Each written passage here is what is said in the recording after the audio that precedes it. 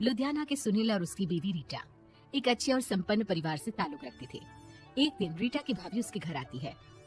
रीटा, तुझे तो पता है तेरा भाई कुछ नहीं करता, ऊपर से 2 बच्चों की जिम्मेदारी, बेटी भी बड़ी हो गई है। तू तो बुआ है, कुछ मदद कर सकती है तो कर देना। कहाँ पैसे हैं भाभी, बस समझ लो किसी तरह हम लोग भी दिन काट रहे हैं। 2 ही तो कार है और मेरी बेटी भी बड़ी हो रही है। अब उसके लिए कार लेनी है तो 10 लाख का खर्चा तो लग ही जाएगा। तभी वहाँ सुनील आ जाता है। अरे शशि, क्या है, तू हमेशा पैसों के लिए परेशान क्यों रहती है? वैसे क्या जरूरत थी बेटे की शादी इतने बड़े घर में तय करने की? अरे पैसे नहीं थे तो ऐसे ही कर देती कहीं शादी। इतने बड़े होटल में क्यों कर रही है शादी? लेकिन यहाँ तो मामला शादी का है, डेट तय है। दरअसल तेरे भतीजे के पीएफ के पैसे आने हैं, पर उसमें देर हो रही है। जैसे ही पैसे आ जाएंगे मैं तेरे अकाउंट में डलवा दूंगी। ठीक है, हम लोग सोचकर बताएंगे। तभी वहाँ भतीजा आ जाता है। फूफा जी, आप लोग ही मदद कर सकते हैं, वरना तो कैसे काम होगा समझ में ही नहीं आ रहा। मैं वादा करता हूँ जैसे ही पैसे आ जाएंगे मैं आप लोगों को वापस कर दूंगा। हाँ भाई ठीक है। अब देख भाई, हमारे लड़के तो सारा दिन घर पर पड़े रहते हैं, ना कमाते हैं ना कुछ कमाने की इच्छा रखता है। लेकिन चल ये ले, कितने पैसे चाहिए? जी 4 लाख रुपए। ठीक है, लेकिन पैसे ध्यान से वक्त पर वापस लौटा देना। सुनील मुसीबत के वक्त बीवी के भतीजे की मदद तो कर देता है, लेकिन उन लोगों के जाने के बाद। देख ले रीटा, तेरे मायके वालों ने मांगा तो दे दिया, वरना इन लोगों का मुझे कोई भरोसा नहीं है। अरे क्यों भरोसा नहीं है? इससे पहले तो कभी इन लोगों ने आपसे मदद भी नहीं ली। हाँ ली तो नहीं, लेकिन पैसे की किल्लत ही रहती है ना इन लोगों के पास। अरे ठीक है ना, नहीं लौटा पाए तो भतीजे के ससुराल से निकाल देंगे। सुना है बड़े घर में शादी हो रही है। सुनील और रीटा पैसे तो दे देते हैं, लेकिन अगले रोज ही। हाँ भाई साले साहब, क्या हाल है? ठीक हूँ जीजा जी। क्या बात है, सालों बाद आपका फोन, जरूर कोई बात होगी, बताइए ना। अरे वो तेरी बड़ी भाभी आई थी, बेटी की शादी कर रही है ना, तो पैसे लेने के लिए मैंने दे दिए 4 लाख। सोचा भाई किसी गरीब की बेटी की शादी हो रही है, पुण्य मिल जाएगा। अच्छा किया जीजा जी, उनका बेटा बहुत मेहनती है, जल्द ही लौटा भी देगा। वहीं रीटा भी फोन करके हर किसी को पैसे देने की बात करती है। रीटा की भाभी शशि के पास उसके भाई का फोन आता है। तूने सुनील से पैसा लिया है क्या?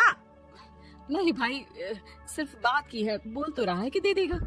वो लोग मदद करने वालों में से नहीं है, और मदद कर भी दे लेकिन समाज में गा गा कर हालत बुरी कर देते हैं।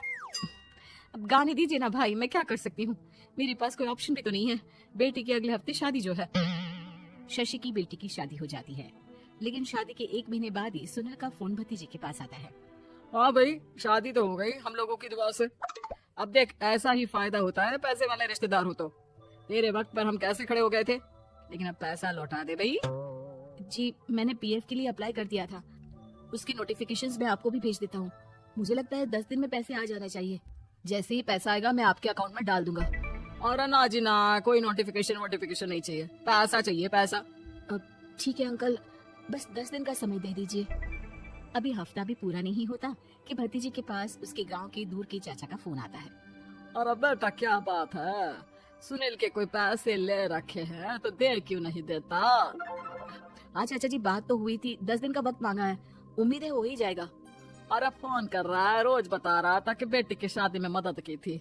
अब क्या है ना, भले ही शादी 10 दिन रोक देते, लेकिन सुनील से मदद नहीं लेनी चाहिए थी।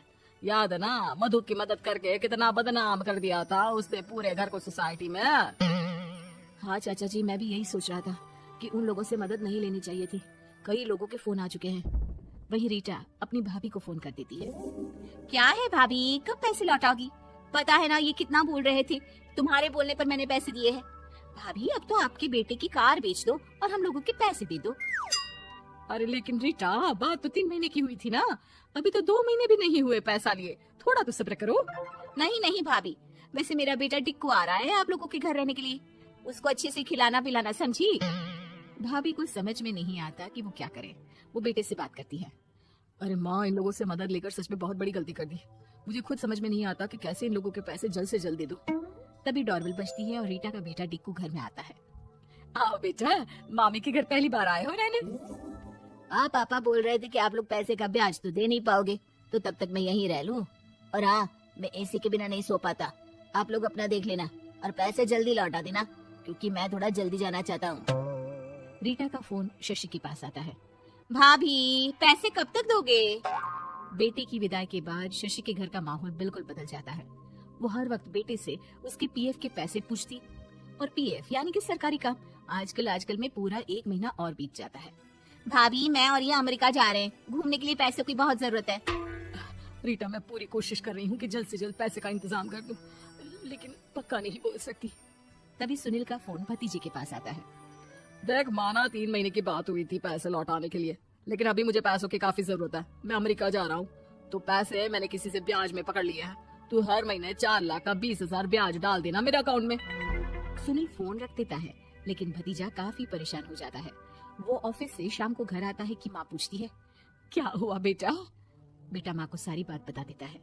माँ भगवान के सामने हाथ जोड़कर खड़ी हो जाती है और रोने लगती है कि तभी बेटे का मोबाइल पर मैसेज बजता है। माँ, पीएफ के पैसे आ गए। और वो ऑनलाइन ही सुनील के पैसे वापस कर देता है। भला हो भगवान का। लेकिन आज एक बात तो समझ में आ गई, मदद हमेशा उन लोगों से लो जो मदद के बदले आपसे मदद में दी गई रकम ही वापस लें, ना कि समाज में आपकी इज्जत।